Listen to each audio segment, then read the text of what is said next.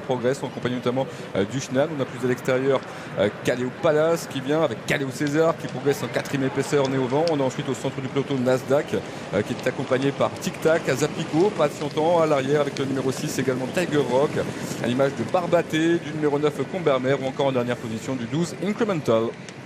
Ils sont maintenant au début de la ligne d'en face avec Boetti à Beauregard à la même hauteur. Windflower se retrouve en 3e, Kaleo César à l'extérieur et 4e. Dempty en bleu, blanc, rouge et 5e à la corde devant Ushnan, suivi encore par le numéro 10 Aviasor, devant le 15 Tic Tac et le 8 Nasdaq, devant l'As Azapico, le 6 Tiger Rock à l'arrière, toujours le 12 Incremental, accompagné par le 3 Willy Winner qui vient encore devant Barbaté et devant le 9 Combermer qui désormais est en dernière position.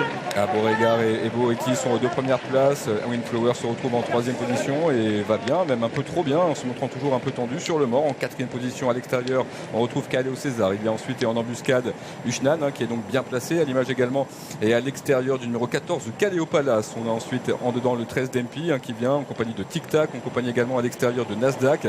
Parmi les attentistes, il y a toujours Tiger Rock, il y a également le numéro 3 Willy Winner qui se retrouve à l'arrière du peloton avec Barbaté en dernière position, le 9 Combermer, direction l'ultime ligne droite. La dernière ligne droite avec Beauregard qui vient devant le 4 Windflower à son extérieur, pendant que le 14 Kaleo Palace refait du terrain à l'extérieur et que le numéro 7 Boetti maintenant plonge à l'intérieur. Windflower qui a le meilleur devant Kaleo Palace, accompagné ensuite par le numéro 7 Boetti, Nasdaq également, le numéro 8 qui vient, ou encore à l'extérieur Barbaté, le numéro 5 qui revient très fort. Windflower à l'avantage, Windflower qui va réussir à triompher devant Barbaté, peut-être photographie. La 3e place pour le numéro 8 Nasdaq.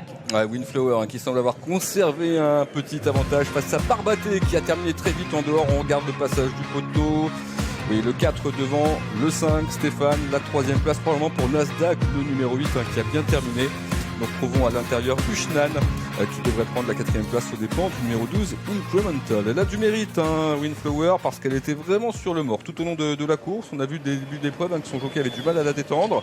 Il a pu à un moment prendre un dos et dès qu'elle n'a plus ce dos, tout de suite elle a repris le mort. Mais elle a su conserver un petit avantage au passage du poteau devant le numéro 5 Barbaté qui trace une drôle de ligne droite une nouvelle fois. C'était vraiment très bien les 2 dernières fois, c'est encore très bien aujourd'hui.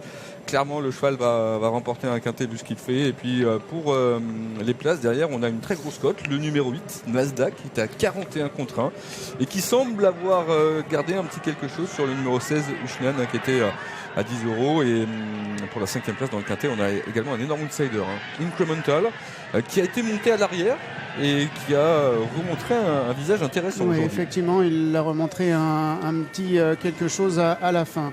Donc on nous affiche le 4, le 5, le 8, le 16 et le 12. Le 8 devant le 16 pour la 3e place, le 12 est 5e. Bon bah écoutez, Windflower qui restait sur 4 victoires, c'est un 5e succès consécutif. Cette fois corde à droite et cette fois dans un grand handicap pour sa première sortie dans un quintet. C'est vrai que c'était un petit peu le papier de la course. On avait senti un Frédéric Havas de plus en plus chaud à force d'étudier les performances de cette jument. Et c'est vrai qu'elle a su conserver un petit truc sur Barbaté qui a refait l'hippodrome à la fin. Quelle fin de course de ce pensionnaire de Yann Barbero pour la casaque de l'écurie Mathieu Offenstadt qui était passé de 15 à 9 € dans les dernières secondes avant le départ. Il y avait aussi une prise sur le 6 Tiger Rock de 15